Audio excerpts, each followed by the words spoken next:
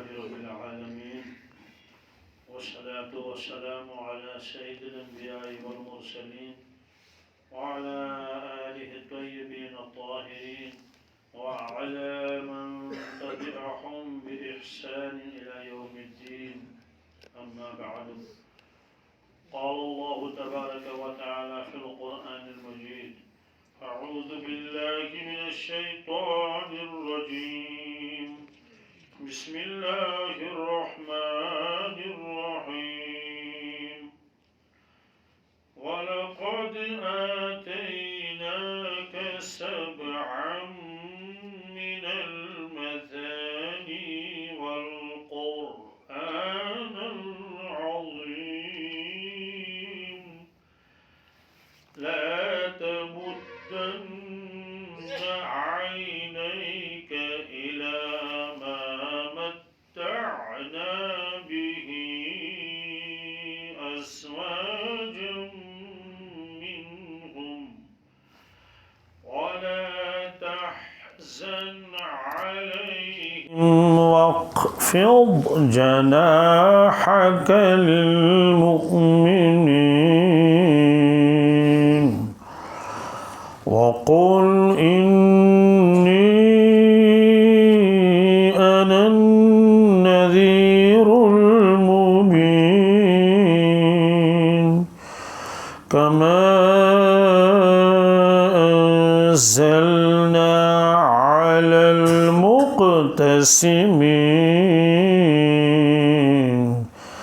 الذين جعلوا القرآن عظيم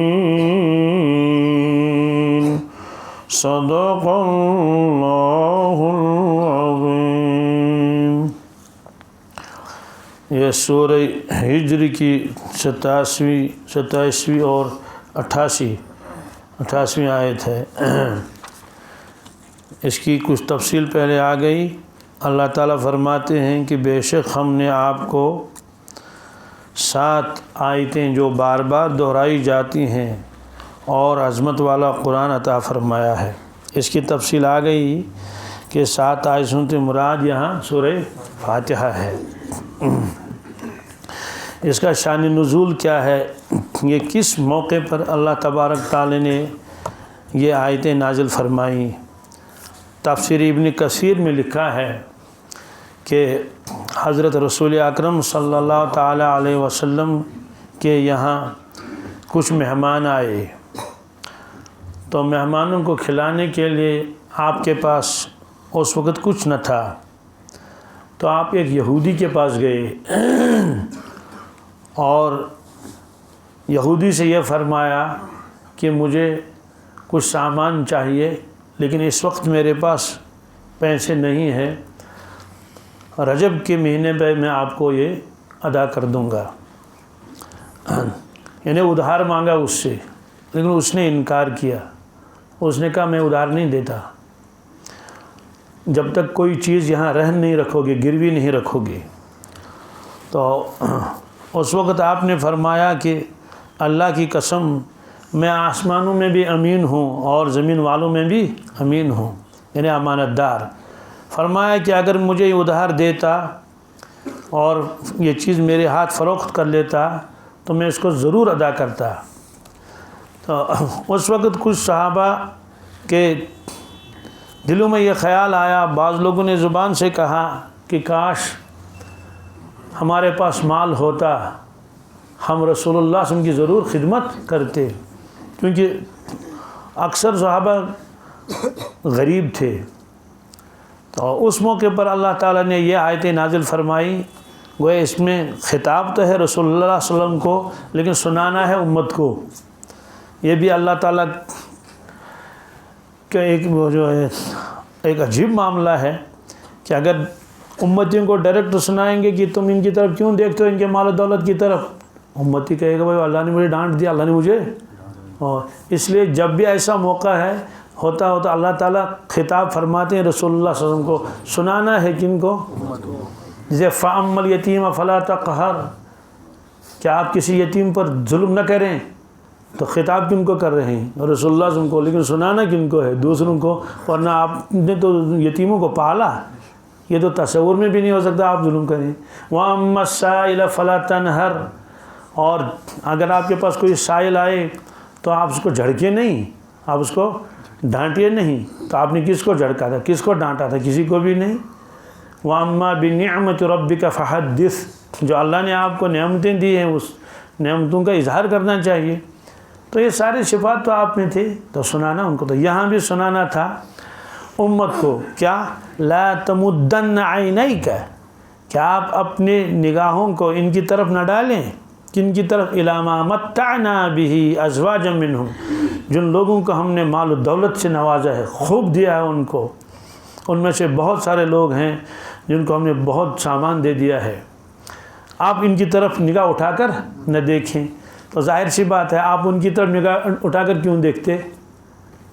جب ایک مومن ہے، جو مومن کامل ہو، اس کے سامنے تو دنیا کی کوئی حیثیت نہیں ہے، تو جو نبیوں کا سردار ہو، بات سمجھ آ گئی، اور جو جنت اور جہنم خود اپنے چشمان بار سے دیکھ کے آئے ہوں، ہر وقت ان کے سامنے عالم آخرت کا مشاہدہ ہو، تو دنیا کی حیثیت ان کے نگاہوں میں کیا ہوگی؟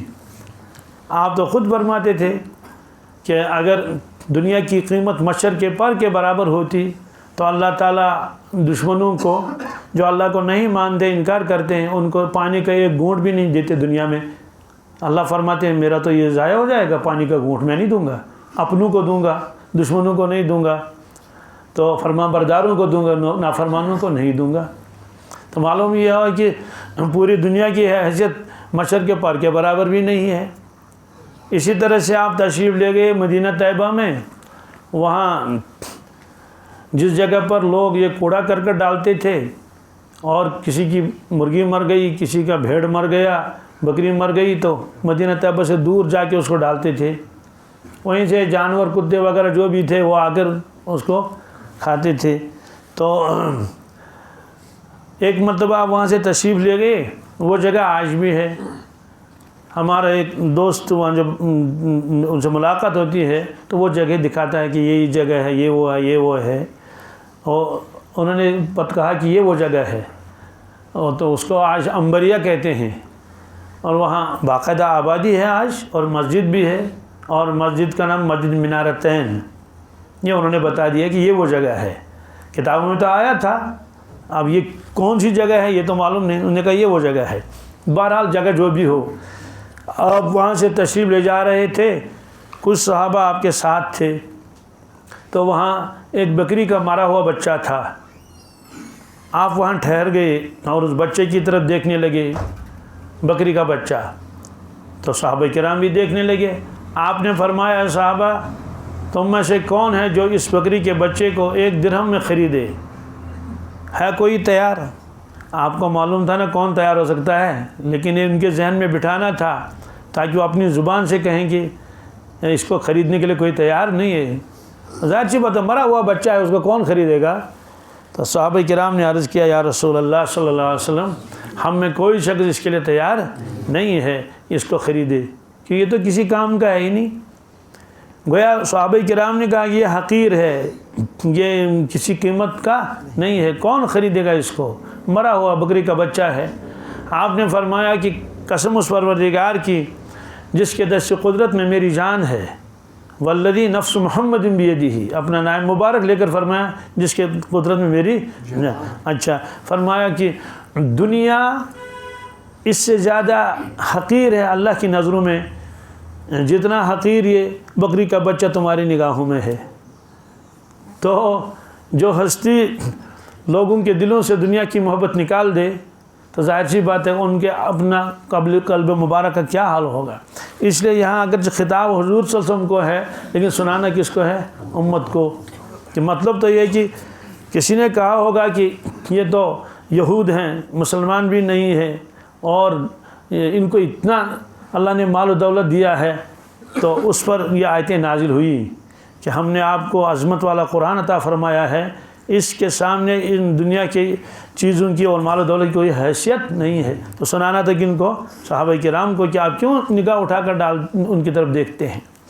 تو سوال یہ کہ اللہ تعالیٰ نے مسلمانوں کو سب کو مالدار کیوں نہیں بنایا؟ تو یہ اللہ کی حکمت ہے، یہ اللہ کی حکمت، اس کا راز ہمیں معلوم نہیں۔ اچھا، خود اللہ کے نبی صلی اللہ علیہ وسلم انہوں نے جو یہ اختیار کیے، یہ غربت، اس کو غربتی اختیاری کہتے ہیں، کیا؟ اضطراری نہیں۔ اضطرار کسے کہتے ہیں؟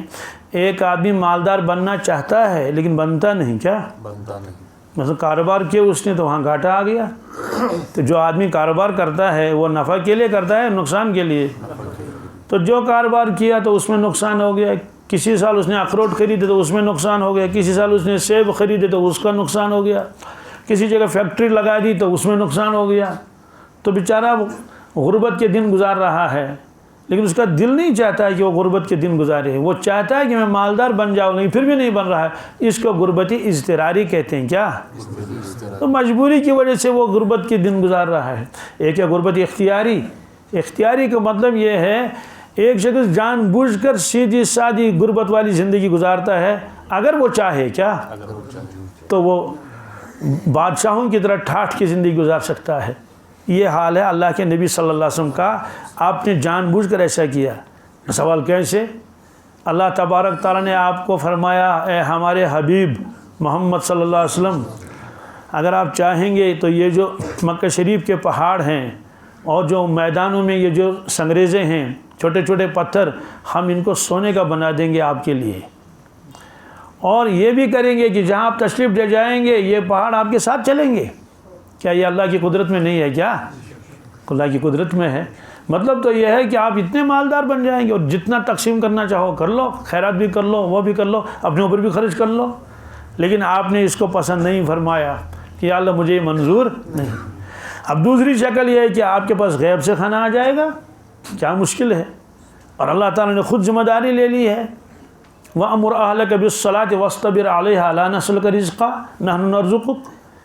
یا رسول اللہ صلی اللہ علیہ وسلم، آپ نماز کی پابندی کر لیں، اپنے اہل عیال کو بھی فرما دیں کہ وہ نماز کی پابندی کر لیں۔ ہم آپ سے رزق کمانا نہیں چاہتے ہیں، رزق ہم آپ کو دے دیں گے، رزق۔ تو جب اللہ تعالیٰ نے خود ذمہ داری لے لی تو رزق دے دیں گے۔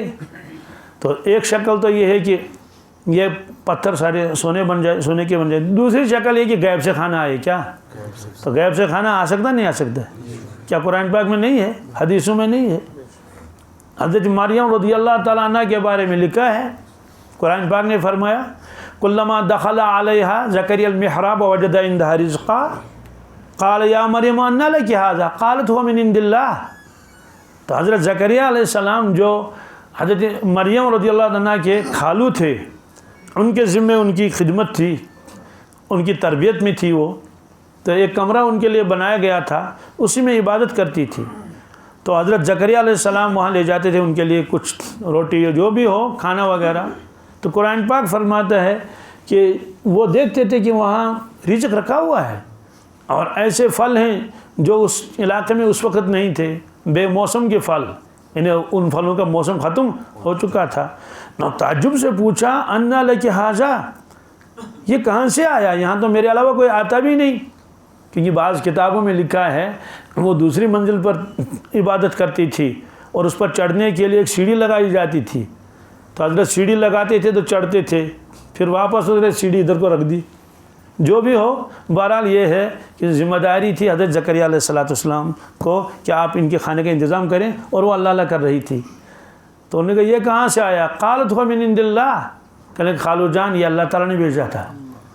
ان اللہ یرزق من یشاء بغیر حساب، اللہ تعالیٰ جس کو رزق دینا چاہے بغیر حساب کے دے سکتا ہے۔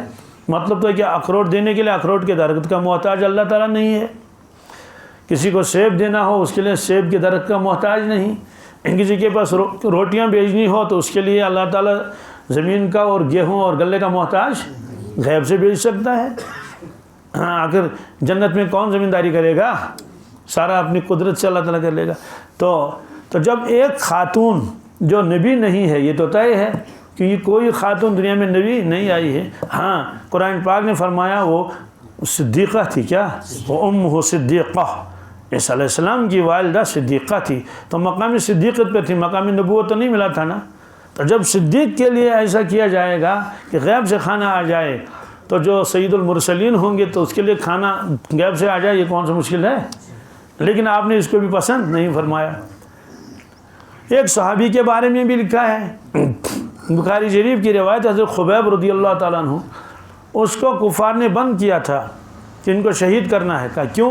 انہوں نے ہمارے فلاں رشتہ دار کو بدر میں مارا ہے۔ کس میں؟ اس سے اس کا بدلہ ہم لے لیں گے۔ تو ٹھیک ہے، پکڑ کے شہید کر لیتے۔ کہا نہیں، آج بڑے دن ہیں۔ کیا دن ختم ہو جائیں گے تب جا کے حرم کے حدود سے باہر نکال کر اس کو شہید کریں گے، تب تک اس کو بند کر کے رکھیں گے۔ تو اس کو بند کر کے رکھا۔ تو وہ خاتون کہتی ہے کہ کوٹری میں بند تھا، وہ اوپر سے باہر سے تالا لگا ہوا تھا تاکہ کوئی بچہ دروازہ نہ کھول دے اور یہ چلا جائے، بھاگ جائے گا، اس لیے تالا تھا۔ ہاں، ایک چھوٹا سا روشن دان تھا اس کوٹری کا، جس روشن دان سے آدمی نکلنا چاہے تو نکل نہ سکے، اور دیواریں اتنی موٹی ہوتی تھی اس زمانے میں۔ تو کہتی کہ میں کبھی کبھی دیکھتی تھی روشن دان سے یہ جوان کیا کر رہا ہے۔ تو قسم کھا کر کہتی ہے کہ اللہ کی قسم، پورے مکے کے بازار میں ایک انگور بھی نہیں تھا۔ کیا؟ انگور کا موسم ہی نہیں تھا۔ تو میں دیکھ رہی تھی یہ تازہ انگور کھا رہا ہے، تازہ انگور۔ تو جب اللہ تعالیٰ ایک صحابی کے لیے تازہ انگور کا انتظام کرے تو اللہ کے نبی صلی اللہ علیہ وسلم کے لیے غیب کے کھانے کا انتظام کیوں نہیں کر سکتا ہے؟ لیکن آپ نے اس کو بھی پسند نہیں فرمایا۔ کیوں؟ واللہ عالم۔ اگر آپ ایسی زندگی گزارتے کہ غیب سے کھانا آ رہا ہے، کیا، اور بہت جو وہ حرام راحت کی زندگی ہے، ممکن ہے بعد میں ایک امتی کہتا بھائی ہمارے نبی کریم صلی اللہ علیہ وسلم بادشاہ تھے، وہاں کس چیز کی کمی تھی؟ تو کوئی امتی کہتا یہاں تو فاقہ ہے، اس لیے میں کیا نماز پڑھ لوں گا، میں کیا، مجھ سے نہیں ہوگا۔ لیکن آپ نے ایسی سیدھی سادی زندگی گزاری، دنیا کا کوئی غریب آدمی یہ کہہ ہی نہیں سکے گا کہ میرے نبی صلی اللہ علیہ وسلم تو بادشاہوں کی طرح زندگی گزارتے تھے، ان کے لیے عبادت کرنا کیا مشکل ہے، ہم تو مزدوری کرتے ہیں، ہم تو اس لیے ہم دین پر چلنا ہمارے لیے مشکل ہے اور ناممکن ہے، یہ تو کہہ سکتے تھے نا۔ لیکن آپ نے ایسی زندگی گزاری۔ اور وہ واقعہ مشہور ہے خندق کا واقعہ، کیا، جس میں ایک صحابی آئے تھے اور بہت بھوک لگی تھی، اس نے کہا مجھے بہت بھوک لگی ہے، اور اس نے اپنے قمیص مبارک اٹھا کے دکھایا، اس نے ایک پتھر باندھا تھا صحابی نے۔ تو اللہ کے نبی صلی اللہ علیہ وسلم نے اپنی قمیص مبارک اوپر ہٹ کے لی، آپ کے 2 پتھر تھے بندھے ہوئے۔ اب اس صحابی کو کیا ہوا ہوگا، اللہ، بہت اس کو افسوس ہوا کہ میں نے اس کا اظہار ہی کیوں کیا، کیونکہ اللہ کے نبی صلی اللہ علیہ وسلم کو مجھ سے زیادہ بھوک لگی ہوئی ہے۔ تو اس موقع پر حضرت جابر نے گھر آ کر اپنی اہلیہ محترمہ کو بتایا تھا کہ رسول اللہ صلی اللہ علیہ وسلم بہت بھوکے ہیں، تو کچھ ہے گھر میں؟ تو وہ واقعہ لمبا ہے، میں اشارہ کرتا ہوں۔ ہم نے کہا بس وہ ہے جو یا گیہوں کے 1-2 سیر جتنے بھی ہوں گے۔ تو اس نے کہا ٹھیک ہے، آپ اس کو پیس لیں، میں تب تک بکری کا بچہ ذبح کر لوں گا۔ تو پھر آ کے انہیں کا دعوت کر لینا رسول اللہ صلی اللہ علیہ وسلم کی۔ لیکن دیکھو احتیاط رکھنا، زیادہ آدمی یہاں نہ آئیں، بس حضور صلی اللہ علیہ وسلم تشریف لائیں اور ان کے ساتھ 3-4 آدمی، کیا، یعنی 2-3 آدمی تو آتے ہی ہیں۔ ان کا معلوم تھا کہ وہ بکر صدیق بھی ہوں گے، عمر فاروق بھی ہوں گے، تو وزیر ہیں نا، ساتھ ساتھ رہتے ہیں۔ 3-4 آدمی تھے، ٹھیک ہے۔ تو حضرت جابر فرماتے میں حضور کی خدمت میں آیا اور میں نے عرض کیا حضرت گھر والوں نے آپ کی دعوت کی ہے تو آپ تشریف لائے ہیں۔ آپ نے فرمایا میں آ جاؤں گا، لیکن تب تک جو ہے وہ آپ گوشت جو ہے اس چیز پہ رکھیں ہانڈی میں ہی، اور جو آٹا آپ نے گوندا ہے اس کے اوپر پردہ رکھ کے کپڑا رکھتے ہیں، جیسے وہ ہمارے نانوائی رکھتے ہیں، تو جب تک میں آؤں گا تو پکانا شروع مت کرو۔ آپ نے ایک صحابی سے کہا، صحابی سے اعلان کر دو، کیا کر دو کہ او خندق والو، حضرت جابر نے دعوت کی ہے، کیا انہیں کھانا کھانا ہے۔ تو حضرت جابر گھبرا گئے کہ میں نے خندق والوں کی دعوت نہیں کی ہے۔ وہ گھر آ کر اپنی اہلیہ محترمہ سے کہنے لگا کہ اب کیا کریں گے، اور جہاں ان کا مکان تھا وہ جگہ آج بھی مدینہ طیبہ میں ہے۔ تو وہ جو ہمارا ہاتھ ہوتا ہے نا گائیڈ دکھانے والا، وہ کہتا ہے یہاں حضرت جابر کا مکان تھا۔ خندق بھی معلوم ہے خندق کہاں کہاں ہے، کیونکہ مسجدیں موجود ہیں نا جی۔ خندق میں جو 7 مساجد تھی، یہ مسجد علی ہے، یہ مسجد عمر فاروق ہے، یہ مسجد حضرت سلمان فارسی ہے، یہ مسجد فتح ہے۔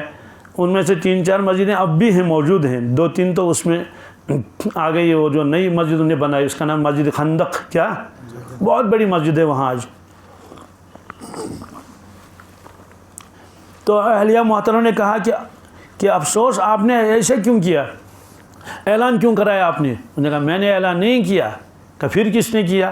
کہ اعلان تو خود اللہ کے نبی سے کرایا ہے۔ پھر کوئی بات نہیں، خود کھلائیں گے وہ کیا، وہ حضرت تشریف لائے اور لعاب دہن ڈال دیا کس میں، اس ہانڈی میں، ایسے تھو کیا، اور آٹے سے جو کپڑا تھا اٹھا لیا اس پر بھی لعاب دہن لگایا۔ فرمایا کہ بیٹھو، 10 آدمی بیٹھیں گے دالان میں، کس میں؟ تو یہ 1-2 عورتیں وہ روٹیاں بنا رہی ہیں اور اس پر ڈال دیں، توے ووے جو بھی ہو وہ اس طرح سے، اور باہر صحابہ کو بٹھایا۔ تو 10 آدمی کو بلائے، کتنے؟ تو 10 آدمی آئے وہ چلے گئے، پھر اور 10 آئے وہ چلے گئے۔ ہانڈی وہی ہے، کس کے اوپر؟ صرف اس میں وہ ڈالتے ہیں وہ بڑا چمچہ اور نکال رہے ہیں اس میں سے۔ تو یہاں تک کہ سلسلہ چلتا رہا دیر تک، اور لوگ آ رہے ہیں، کھا رہے ہیں، چلے جا رہے ہیں، 10 آدمی 10 آدمی 10 آدمی۔ پھر اعلان ہوا، اور خندق والوں کوئی باقی ہے ابھی؟ سب نے کہا سامنے کھا لیا، سب نے، کوئی باقی نہیں۔ تو رسول اللہ نے فرمایا کہ حضرت جابر سے، جابر کوئی اب باقی ہے؟ انہوں نے کہا حضرت آپ اور ہم۔ کیا؟ آپ اور ہم۔ چلو لاؤ ہم بھی کھا لیتے ہیں۔ تو پہلے ان کو کھلایا صحابہ کرام کو، پھر آخر میں خود تناول فرمایا، تو جابر کے گھر والوں نے بھی کھا لیا۔ پھر آخر میں بتایا جابر ہانڈی میں دیکھو کیا کتنا باقی ہے، کتنا کم ہو گیا ہے، اور وہ جو آٹا تھا نا اس کے اوپر کپڑا لگا تھا نا، کپڑے کے اندر سے یوں ہاتھ ڈالتے تھے، یوں نکالتے تھے، یوں حضرت نے فرمایا نا کپڑا ہٹانا نہیں، اور جو وہ ہانڈی ہے اس کے اوپر پھر وہ ڈھکن رکھتے تھے، نکالا ڈھکن رکھا، کہا اس کو دیکھ لو۔ تو حضرت جابر نے ڈھکن اٹھا کے دیکھ لیا، کہ اللہ کی قسم یا رسول اللہ صلی اللہ علیہ وسلم جتنا پہلے تھا مجھے لگتا اس سے علاوہ ہے، اس سے، اور آٹا بھی برابر ہے۔ تو حضرت جابر سے پوچھا گیا کھانا کتنے لوگوں نے کھایا؟ کیا؟ انہوں نے کہا 1400 نے۔ کتنے؟ کیونکہ خندق کھود رہے تھے نا، سارا مدینہ آیا تھا خندق کھودنے کے لیے۔ تو بہرحال اس موقع پر آپ نے پہلے اس صحابی کو بتایا کہ میں بھی بھوکا ہوں، میں بھی۔ تو اس طرح کی زندگی آپ نے جان بوجھ کر گزاری، اور آتا بھی بہت تھا آپ کے پاس، لیکن آپ تقسیم کرتے تھے۔ کیا؟ آپ نے خود فرمایا اگر جبل احد کے برابر میرے پاس دولت ہو، سونا، کتنے؟ جبل احد پہاڑ 7 کلومیٹر پہاڑ لمبا ہے، 3 کلومیٹر چوڑا ہے، کہا 3 دن کے اندر اندر میں سب ختم کر لوں گا، یعنی تقسیم کروں گا غرباء لوگوں میں۔ کتنے دنوں میں؟ 3 دن۔ 7 کلومیٹر ہے، مطلب تو یہ ہے کہ اتنا خرچ کریں گے آپ، اپنے پاس صرف اتنا رکھوں گا جتنا میرے پاس قرضہ ہو میرے اوپر۔ اس میں گویا کہ یہ بھی ایک ارشاد ہے کہ اپنے اوپر قرضہ نہیں رکھنا چاہیے، تو قرضہ کی کوشش کرنی چاہیے، کیا؟ قرضہ اتارے۔ تو بہرحال یہ اللہ کی حکمت ہے، آپ نے ایسی زندگی گزاری۔ اور جب آپ دنیا سے تشریف لے گئے اس وقت بھی ایک یہودی کا آپ کے اوپر قرضہ تھا، اور آپ نے اپنی زرہ اس کے پاس رکھی تھی، گرو کے مناتے ہیں، رہن رکھی تھی کہ جب آپ پیسے دیں گے تو اپنی زرہ لے لینا۔ زرہ کیا ہے؟ لوہے کا کوٹ جو جنگوں میں کام آتا تھا۔ تو بہرحال یہ اللہ کی حکمتیں ہیں۔ تو سورہ زخرف میں ایک آیت ہے، بہت عجیب آیت ہے۔ اللہ تعالیٰ کیا فرماتے ہیں؟ وَلَوْلَا أَن يَكُونَ النَّاسُ أُمَّةً وَاحِدَةً لَجَعَلْنَا لِمَن يَكْفُرُ بِالرَّحْمَنِ لِبُيُوتِهِمْ سُقُفًا مِّن فِضَّةٍ وَمَعَارِجَ عَلَيْهَا يَظْهَرُونَ وَلِبُيُوتِهِمْ أَبْوَابًا وَسُرُرًا عَلَيْهَا يَتَّكِئُونَ وَزُخْرُفًا وَإِن كُلُّ ذَلِكَ لَمَّا مَتَاعُ الْحَيَاةِ الدُّنْيَا وَالْآخِرَةُ عِندَ رَبِّكَ لِلْمُتَّقِينَ۔ یہ ایک عجیب آیت ہے، سبحان اللہ۔ اللہ تعالیٰ فرماتے ہیں اگر یہ اندیشہ نہ ہوتا کہ سارے لوگ ایک جیسے ہو جائیں گے، کیا؟ یعنی اسلام چھوڑ دیں گے، اسلام سب لوگ انکار کر لیتے، تو لجعلنا، ہم ان لوگوں کو دیتے مال و دولت جو حضرت رحمان کو مانتے ہی نہیں، کیا؟ نہ آخرت مانتے ہیں، نہ جنت، کچھ بھی نہیں، انکار کرتے ہیں۔ ہم ان کو دیتے کہ ان کے گھر، اور گھر کی چھتیں اور گھر کے دروازے اور کھڑکیاں اور سیڑھیاں جن سے وہ اوپر چڑھتے ہیں نیچے آتے ہیں، اور وہ تخت جن پر وہ بیٹھتے ہیں، یہ ہم ان کو دیتے سونے کے اور چاندی کے، سونے اور لکڑی کے نہیں، سونے اور یعنی کسی کے پاس سونے کے ہوتے، کسی کے پاس چاندی کے، یا کچھ چیزیں سونے کی ہوتی، کچھ چیزیں چاندی کی ہوتی۔ اتنی دولت ان کو مل جاتی کہ دروازے لکڑی کے نہیں، بھائی چاندی کا دروازہ کس کا؟ اور چھت کے جو ہے سونے کا چھت ہے، اور یہ جو ہے یہ باقی چیزیں ستون وغیرہ یہ سونے اور چاندی کی ہوتی، ایسی میں ان کو دولت دیتا، لیکن میں نے ایسا نہیں کیا۔ کیوں؟ ورنہ لوگ سب اسلام چھوڑ کے ہم کہتے ہیں نہیں سر یہی تو حق ہے، یہی تو، اس لیے اللہ فرماتے ہیں کہ میں نے ایسا بھی کیا، ایسا بھی کیا کہ بعض مسلمان مالدار بھی ہوتے ہیں، غریب بھی ہوتے ہیں، اور اسی طرح سے غیر مومن وہ مسلمان بھی ہوتے ہیں، وہ مالدار بھی ہوتے ہیں اور غریب بھی ہوتے ہیں۔ آخر میں اللہ نے فرمایا وَإِن كُلُّ ذَلِكَ لَمَّا مَتَاعُ الْحَيَاةِ الدُّنْيَا، یہ سب جتنا بھی ساز و سامان ہے یہ کچھ نہیں ہے، صرف دنیاوی زندگی کے چند روز کا سامان ہے، چند روز کا سامان۔ تو ظاہر سی بات آدمی مر گیا تو کیا ساتھ لے جائے گا؟ سونے کی دکان اور سونے کا مکان کوئی ساتھ نہیں لے گیا، مٹی کا بھی ساتھ نہیں لے گیا، کچھ بھی نہیں۔ فرمایا وَالْآخِرَةُ عِنْدَ رَبِّكَ لِلْمُتَّقِينَ، اور آخرت تمہارے پروردگار کے پاس ہے متقین کے لیے، یعنی اللہ کی جنت، اللہ کی جنت۔ تو بہرحال یہ فرمایا، تو دنیا میں ایسا چلتا رہتا ہے، ورنہ لوگ کہتے ہیں کہ جناب یہ جو ہے وہ یہی حق ہے، تو نافرمانی کو حق سمجھتے، اور جو پھر کیا دیا اللہ تعالیٰ نے اللہ کے نبی صلی اللہ علیہ وسلم کو اور صحابہ کرام کو؟ فرمایا کہ قرآن عظیم، کیا یہ اتنی بڑی دولت دے دی۔ تو حضرت حکیم اختر صاحب کا شعر بھی عجیب ہے، اور فرماتے ہیں کہ دشمنوں کو عیش آب و گل دیا، دوستوں کو اپنا درد دل دیا، یعنی مطلب یہ اللہ تعالیٰ ان کو عیش آب و گل دیا، بھائی عیش کرو، اور جو اس کے خاص بندے ان کو اپنا درد دل دیا، ان کے دلوں میں اللہ کی محبت ہے، اللہ کی عظمت ہے اور راز و نیاز ہے، اور یہ ایسی دولت ہے کہ دنیا کی دولت اس کا مقابلہ نہیں کر سکتی۔ تو کہا کہ ان کو ساحل پر بھی طغیانی ملی، ان کو ساحل پر بھی، مجھ کو طوفان میں بھی ساحل دے دیا۔ کہتے ہیں کہ میں طوفان میں تھا، مجھ کو ساحل مل گیا، ساحل، اور وہ ساحل پر تھے، وہاں طغیانی آ گئی، لہر اٹھ گئی اور ڈبو دیا۔ تو بہرحال یہ ہے، یہ فرماتے ہیں اللہ تبارک تعالیٰ اس میں کہ جو ہے ایسا کر لیتے ہم۔ اسی طرح سے فرمایا اللہ تعالیٰ نے دوسری جگہ سورہ کہف میں فرمایا کہ یہ مال اور اولاد یہ کیا چیز ہے؟ فرمایا المال والبنون زینت الحیات الدنیا، یہ مال اور یہ اولاد بیٹے یہ ایک رونق ہے، کیا ہے؟ جو دنیا کی ایک رونق ہے، باقی رہنے والی نہیں ہے۔ اور والباقیات الصالحات خیر عند ربک ثوابا وخیر عملا، اور باقی رہنے والی چیز ہے وہ عمل صالح ہیں، کیا؟ یہ تمہارے پروردگار کے پاس بہت بہتر چیز ہے، اور امید کے اعتبار سے بھی 1000 درجہ بہتر ہے۔ اسی سے امید لگائے، آدمی کے پاس فیکٹری ہے تو اسے کیا امید لگائے؟ مر گیا اور فیکٹری یہیں رہ گئی۔ تو بہرحال یہ فرمایا کہ ہم نے آپ کو ایک بہت بڑی دولت دی ہے، وہ ہے قرآن عظیم۔ تو ایک روایت میں ہے، ارشاد فرمایا رسول اللہ صلی اللہ علیہ وسلم نے، جس شخص کو اللہ تعالیٰ نے قرآن پاک کی دولت دے رکھی ہو تو پھر وہ دیکھے گا کہ دنیا میں لوگ ہیں، وہ مالدار ہیں، ان کے پاس مال ہے، دولت ہے اور کاروبار ہے لمبے چوڑے، پھر اس کے دل میں خیال آیا کہ مجھے اللہ نے کچھ نہیں دیا، مجھے اللہ نے کچھ نہیں دیا، حالانکہ اس کو قرآن پاک کی دولت ملی ہے، وہ حافظ کلام اللہ ہے اور قرآن پاک کی دولت اس کو مل گئی ہے، قاری قرآن ہے، عالم دین ہے۔ تو بہرحال اس نے کہا کہ میں جھندمت کی، فرماتے ہیں کہ اس شخص نے قرآن پاک کی توہین کی، اس شخص نے قرآن پاک کی کیوں؟ اس کی وجہ یہ ہے کہ فانی چیز کو دیکھ کر وہ کہتا ہے کہ ان کو بہت کچھ ملا ہے اور مجھے کچھ نہیں ملا، حالانکہ اس کو تو ملی ہے کون سی چیز جو ابداً ابدا ہے، وہ آگے دیکھے گا۔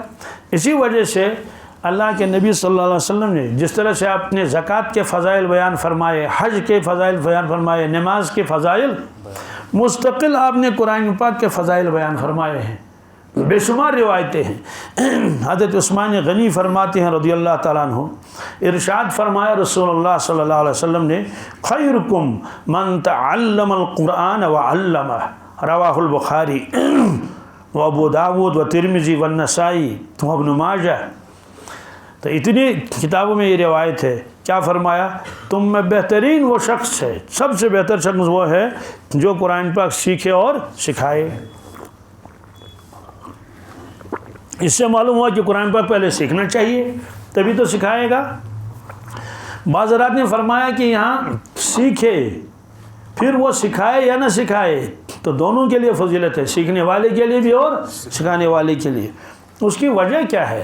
فرمایا چونکہ قرآن مجید یہ دین کی اصل ہے، دین کی، تو اس کی بقا، اس کی اشاعت ہی پر دین کا مدار ہے۔ تو جب تک قرآن پاک رہے گا، تعلیم و تعلم رہے گا تو دین باقی رہے گا۔ اور جو احادیث ہیں وہ خود تشریح ہے کس کی؟ قرآن پاک کی۔ تو یہ فرمایا حضرت سہل تستری رحمۃ اللہ علیہ یہ فرماتے ہیں حق تعالیٰ شانوں سے محبت کی علامت یہ ہے کہ اس کے کلام پاک کی محبت دل میں ہو، یعنی جس کے دل میں قرآن پاک کی محبت ہے یہ علامت ہے اس کے دل میں اللہ کی بھی محبت ہے۔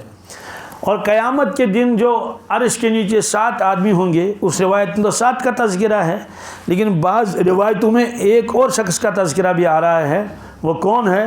کہتے ہیں کہ جو مسلمانوں کے بچوں کو قرآن پاک کی تعلیم دے اور جو بچپن میں قرآن شریف پڑھے اور بڑے ہو کر اس کی تلاوت کرے۔ تو اس میں تلاوت کرنے والا بھی آ گیا کہ اس کو بھی محشر کے میدان میں عرش کے سایہ جگہ مل جائے گی۔ حضرت عقبہ بن عامر فرماتے ہیں کہ ارشاد فرمایا حضرت رسول اللہ صلی اللہ علیہ وسلم نے، ہم لوگ اس وقت صفے پر بیٹھے ہوئے تھے، صفہ وہی ہے روضہ پاک کے پچھلی طرف میں ہے، اس کو شمال کی جانب، کس کی؟ شمال کی جانب ہے، قبلے کی بالکل اپوزٹ، وہاں قبلہ جنوب میں ہے۔ تو وہاں بیٹھے ہوئے تھے، آپ تشریف لائے، کیونکہ اصحاب صفہ تھے وہیں بیٹھے رہتے تھے۔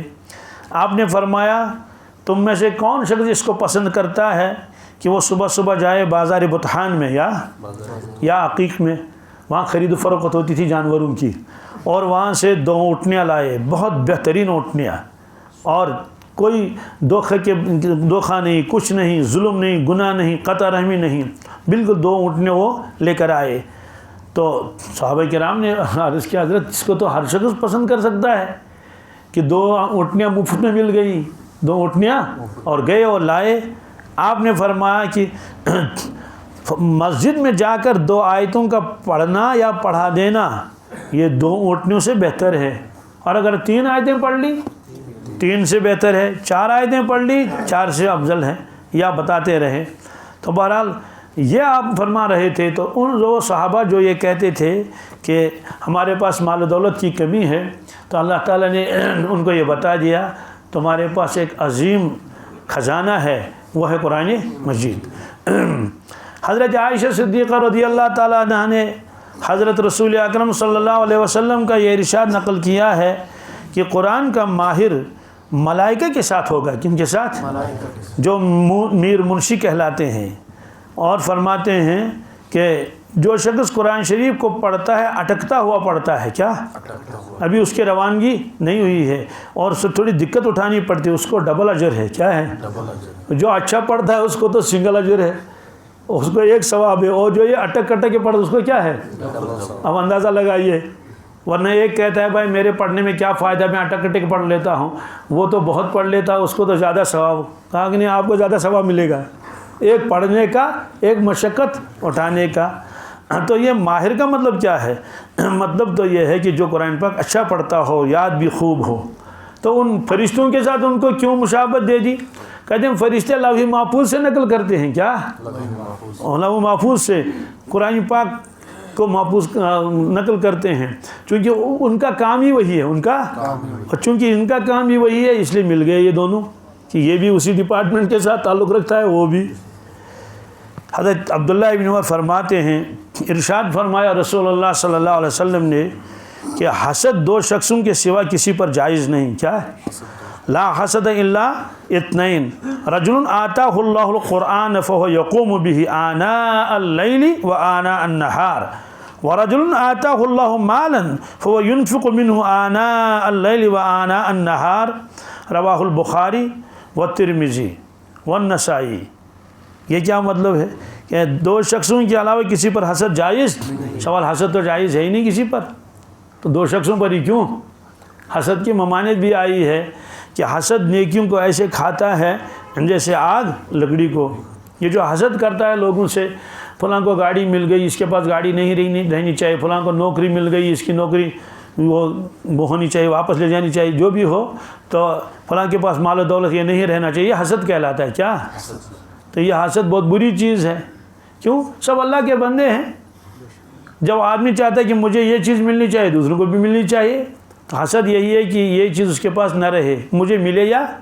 تو یہاں حسد سے مراد ہے رشک. کیا ہے؟ رشک کر سکتے ہیں. رشک کیا مطلب ہے؟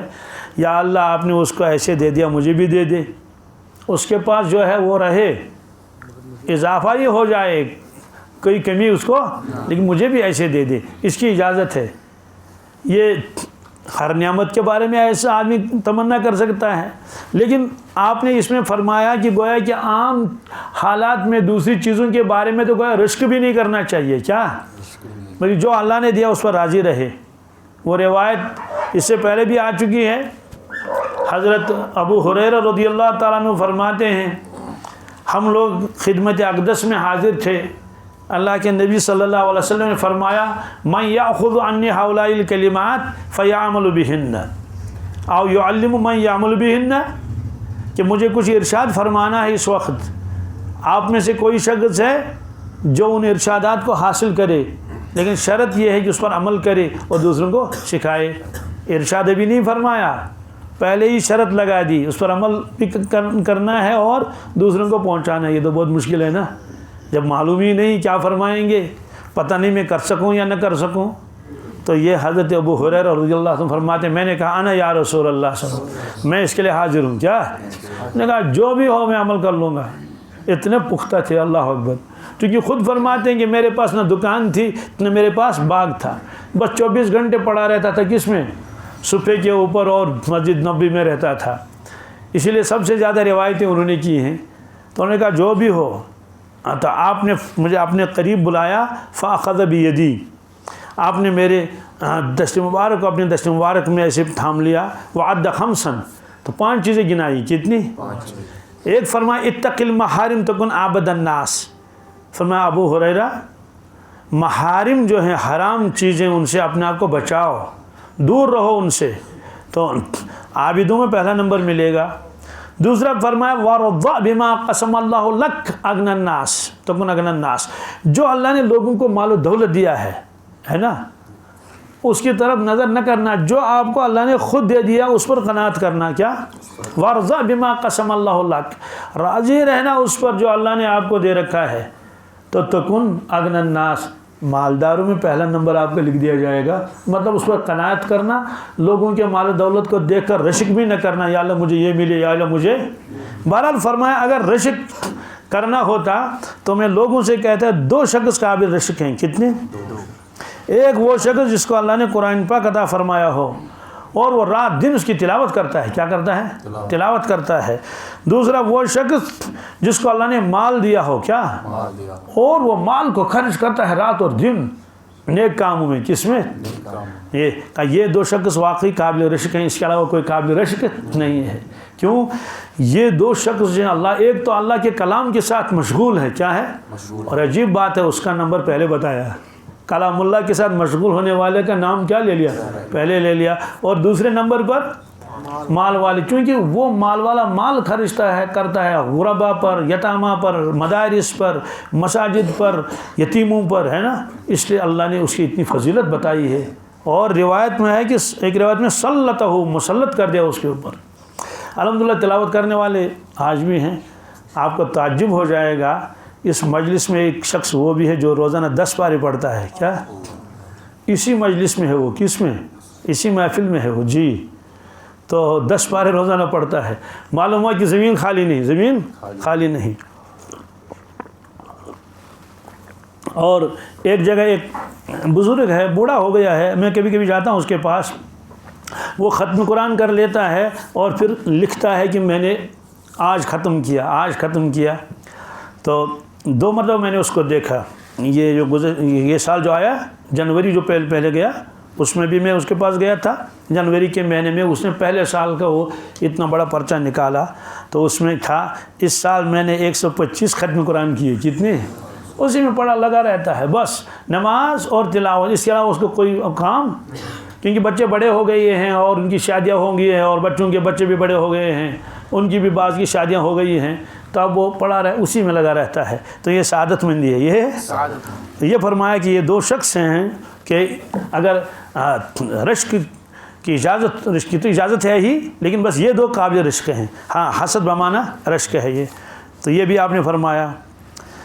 اور حضرت عمر رضی اللہ تعالیٰ عنہ ارشاد فرماتے ہیں، ارشاد فرمایا رسول اللہ صلی اللہ علیہ وسلم نے، ان اللہ یرفع بہذا الکتاب اقواما ویضع بہ آخرین، رواہ مسلم، کہ اللہ تبارک تعالیٰ اس کتاب کے ذریعے یعنی قرآن پاک کی وجہ سے کتنے لوگوں کو بلند کرتا ہے اور کتنے لوگوں کو پست و ذلیل کرتا ہے۔ کیا ہے اس کا مطلب؟ یعنی جو لوگ اس پر ایمان لائے، اس پر عمل کر لیا، تو حق تعالیٰ شان نے ان کو دنیا میں بھی اور آخرت میں بھی عزت دے دی، رفعت دے دی، بلندی دے دی۔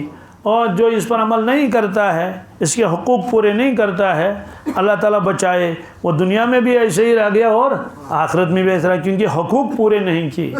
کتابوں میں لکھا ہے قرآن پاک کے 5 حق ہیں۔ کتنے؟ 5 حق ہیں۔ کا عظمت، محبت، اطاعت، تلاوت مع صحت، یہ حضرت مولانا ابراق صاحب ایک لفظ اور بڑھا دے، تلاوت مع صحت، اور آخر اشاعت۔ کیا؟ یہ حقوق ہے قرآن پاک کے۔ اور حضرت عبد الرحمن ابن عوف رضی اللہ تعالیٰ عنہ حضرت رسول اکرم صلی اللہ علیہ وسلم کا ارشاد نقل فرماتے ہیں، 3 چیزیں قیامت کے دن عرش کے نیچے ہوں گی۔ کیا؟ ثلاث تحت العرش یوم القیامہ، القرآن یحاج العباد لہ ظہر و بطن والامانۃ والرحم تنادی الا من وصلنی، تنادی الا من وصلنی وصلہ اللہ ومن قطعنی قطعہ اللہ، رواہ فی شرح سنہ۔ تو 3 چیزیں عرش کے نیچے ہوں گے، ایک کلام اللہ، ایک قرآن مجید۔ جھگڑا کرے گا بندوں سے، کیا جھگڑا کرے گا، اور فرمایا قرآن پاک کے لیے ایک ظاہر ہے اور ایک باطن ہے۔ دوسری چیز کون سی ہوگی؟ رشتہ داری۔ کیا رشتہ داری کیا کرے گی؟ رشتہ داری کہے گی کہ جس نے مجھ کو جوڑا اللہ اس کو اپنے سے جوڑے، جس نے مجھ کو توڑا اللہ اس کو اپنے رحمت سے جدا کر لے۔ تو یہ عرش کے نیچے، اس کا کیا مطلب ہے؟ کمال قرب مراد ہے، کمال قرب مراد ہے۔ تو خلاصہ یہ ہے کہ جن لوگوں نے قرآن پاک کی رعایت کی، اس کا حق ادا کیا، تو اللہ سے جھگڑا کرے گا کہ انہوں نے میرے حقوق پورے کیے ہیں، ان کو بخش دیجئے، ان کے درجات بلند کر دیجئے، تو ان کو جوڑا مرحمت فرما دیجئے، تو اللہ تعالیٰ کرامت کا تاج ان کے سروں پر رکھیں گے۔ سوال وہ تاج کس کا ہوگا؟ کہ وہ نور کا تاج ہوگا۔ کیا؟ جی، یہ اللہ تعالیٰ ان کو عطا فرمائیں گے۔ اور قرآن پاک یہ کہے گا، یا اللہ جس نے میرے حقوق ادا کر لیے آپ اس سے راضی ہو جائیں، آپ اس سے، تو اللہ تعالیٰ فرمائیں گے میں اس سے راضی ہوں، میں اس سے راضی ہوں۔ اور حضرت عبداللہ ابن عمر فرماتے ہیں، ارشاد فرمایا حضرت رسول اللہ صلی اللہ علیہ وسلم نے، قیامت کے دن صاحب قرآن سے کہا جائے گا، یقال لصاحب القرآن اقرأ وارتقِ ورتل کما کنت ترتل فی الدنیا فإن منزلک عند آخر آیت تقرأها، رواہ احمد والترمذی وابو داود والنسائی وابن ماجہ وابن حبان فی صحیحہ۔ قیامت کے دن صاحب قرآن سے کہا جائے گا، صاحب قرآن شریف پڑھتا جا، بہشتوں کے درتوں پر در چڑھتا جا۔ معلوم ہوا کہ نمازوں کا ثواب الگ ہوگا، اور زکوٰۃ وغیرہ کا الگ ہوگا، اور تلاوت کا الگ ہوگا، لیکن صرف یاد کرنے کا اس کا ثواب الگ ہوگا۔ کہتے ہیں کہ پڑھتا جا اور چڑھتا جا، جیسے تم دنیا میں ٹھہر ٹھہر کر پڑھتا تھا، تو پس تیرا رتبہ اور تیری منزل وہی ہے جہاں آخری آیت پر پہنچے۔ تو شارحین لکھتے ہیں بظاہر تو اس سے صاحب قرآن مراد ہے، حافظ قرآن مراد ہے۔ بعض لوگوں نے کہا اس سے وہ شخص بھی مراد ہے جو کثرت سے تلاوت کرتا ہو، جو کثرت سے جی۔ تو یہ ورتل القرآن، یہ کیا مطلب ہے؟ اس کا مطلب ہے کہ صاف اور واضح طور پر پڑھنا، صاف اور تاکہ سننے والے کو بھی سمجھ میں آئے۔ اور حضرت عبداللہ ابن مسعود فرماتے ہیں، ارشاد فرمایا حضور اکرم صلی اللہ علیہ وسلم نے، جو شخص ایک حرف کتاب اللہ کا پڑھے اس کے لیے ایک حرف کے اس ایک نیکی ہے، اور ایک نیکی کا اجر 10 نیکی کے برابر ہے، 10 نیکی کے برابر۔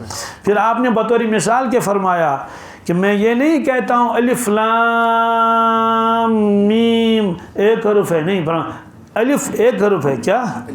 الف حرف، الف ولام حرف ومیم حرف، کہتے ہیں 3 حرف ہیں، تو الف لام میم پڑھنے سے 30 نیکیاں ملتی ہیں. کتنی؟ 30 نیکیاں ملتی ہیں. اور حضرت معاذ جوہنی رضی اللہ تعالیٰ عنہ ارشاد نقل فرماتے ہیں رسول اللہ صلی اللہ علیہ وسلم کا کہ جو شخص قرآن شریف پڑھے گا، من قرأ القرآن وعمل بما فیہ البس والداہ تاجا یوم القیامہ اور ضوءہ احسن من ضوء الشمس. فرماتے ہیں جو شخص قرآن پاک پڑھے گا پھر اس پر عمل کرے گا، پھر اس کے والدین کو قیامت کے دن اللہ تعالیٰ تاج پہنائیں گے، اور جس کی روشنی آفتاب کے روشنی سے زیادہ ہوگی. پھر آپ نے فرمایا اگر آفتاب تمہارے گھروں میں آ جائے تو کتنی روشنی ہوگی؟ فرمایا کیا گمان ہے پھر اس شخص کے متعلق، یہ تو والدین کو اتنا ملے گا تو اس کو خود کتنا ملے گا؟ اس سے معلوم ہوا کہ اگر ہم تلاوت کی کثرت کریں گے اس کا نفع ہمارے والدین کو بھی پہنچے گا، یہ فرمایا. تو اس میں فضیلت ہے تلاوت کرنے والے کی بھی اور والدین کی بھی. تو کون نہیں چاہتا کہ میرے والد صاحب کو وہ کر لیا جائے؟ تو ایک روایت اور ہے، اس میں ہے کہ جو شخص قرآن شریف پڑھے اس پر عمل کرے اس کو تاج پہنایا جائے گا جو نور سے بنا ہوگا، اور اس کے والدین کو ایسے 2 جوڑے پہنائے جائیں گے کہ تمام دنیا اس کا مقابلہ نہیں کر سکے گی. تو وہ عرض کریں گے یا اللہ یہ جوڑے کس صلے میں ہم کو ملا؟ تو وہ ارشاد ہوگا تمہارے بچے کے قرآن شریف پڑھنے کے بدلے میں. اس سے معلوم ہوا کہ جو بچہ چاہے والدین نے اس کو پڑھایا ہو یا وہ خود محنت کر کے پڑھے، دونوں صورتوں میں اس کے والدین کو یہ ثواب مل جائے گا. تو حضرت علی فرماتے ہیں رضی اللہ تعالیٰ عنہ، ارشاد فرمایا حضرت رسول اللہ صلی اللہ علیہ وسلم نے، جس شخص نے قرآن شریف پڑھا پھر اس کو حفظ کیا اور اس کے حلال کو حلال جانا، حرام کو حرام جانا، جی، تو فرماتے ہیں کہ اس کو اللہ تعالیٰ جنت میں داخل فرما دیں گے، اور اس کے گھرانے میں ایسے 10 آدمیوں کے بارے میں سفارش قبول فرمائیں گے جن کے لیے جہنم واجب ہو چکی ہو، جن کے لیے جہنم جی. وَشَفَّعُهُ فِي عَشَرَةٍ مِّنْ أَهْلِ بَيْتِهِ كُلُّهُمْ قَدْ وَجَبَتْ لَهُ النَّارُ رواہ احمد و ترمذی. تو یہ اس کی فضیلت ہے. اس کو کہا جائے گا 10 آدمی کی آپ سفارش کریں گے. کتنی؟ 10. لیکن کس حافظ کے لیے یہ ہے کہ جو اس پر عمل کرتا ہو، کیا حلال کو حلال جانے، حرام کو حرام. ورنہ اللہ تعالیٰ بچائے بعض حفاظ کوتاہی کرتے ہیں، وہ تو نماز بھی نہیں پڑھتے، کیا نمازوں میں بھی کوتاہی کرتے ہیں، ان کے لیے یہ فضیلت نہیں، کیونکہ اس میں فرمایا نا حلال کو حلال جانے، حرام کو حرام جانے. تو جو کوتاہی کرے گا اس کے لیے فضیلت نہیں ہے. تو اس میں حافظ قرآن کے لیے خاص فضیلت ہے کہ 10 آدمی کی وہ سفارش کرے گا. وعن ابن عباس رضی اللہ تعالیٰ عنہ قال قال رسول اللہ صلی اللہ علیہ وسلم ان الذي ليس في جوفه شيء من القرآن كالبيت الخرب رواہ الترمذی ورواہ الدارمی والحاکم. حضرت عبداللہ ابن عباس رضی اللہ عنہ فرماتے ہیں، ارشاد فرمایا حضرت رسول اللہ صلی اللہ علیہ وسلم نے، بے شک وہ دل اور وہ سینہ جس میں قرآن پاک کا کوئی حصہ نہیں ہے اور وہ بمنزل ویران گھر کے ہے. کیا اس کو تشبیہ دے دی ویران گھر کے ساتھ، یعنی جس کے سینے میں جس مسلمان کو کچھ بھی قرآن پاک یاد نہیں ہے. اللہ بچائے ایسے بھی بہت سارے ملیں گے کہ ان کو ایک سورت بھی یاد نہیں ہے. وہ واقعہ میں نے بہت سارے مطلب آپ کو بتایا بھی ہے. تو اس کو ویران گھر کے ساتھ تشبیہ دے دی. ویران گھر معنی خالی گھر، اور فارسی کا محاورہ ہے خانہ خالیرہ دیر میں گیرد، جہاں کوئی نہیں رہتا ہے اور شیاطین آتے ہیں اور اس میں بیٹھ جاتے ہیں. وہ اس میں یہ فرمایا جو آدمی قرآن پاک پڑھتا نہیں ہے، کچھ بھی یاد نہیں ہے زبانی، تو اس کے اوپر شیطان مسلط ہو جاتا ہے، جس طرح سے جنات نے گھیرا ڈال دیا اس گھر میں. اس سے معلوم ہوا اس کا خاص خیال رکھنا چاہیے کہ کچھ نہ کچھ قرآن پاک یاد کرنا چاہیے. اب ایک روایت ہے کہ زبانی پڑھنا افضل ہے یا دیکھ کے پڑھنا، وہ روایت آپ سن لیجئے.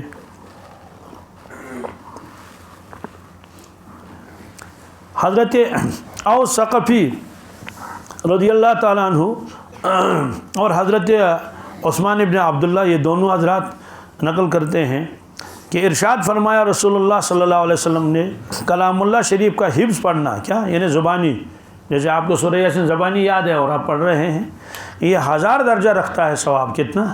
1000 ثواب رکھتا ہے. اور قرآن پاک میں دیکھ کر پڑھنا 2000 تک بڑھ جاتا ہے. کیا؟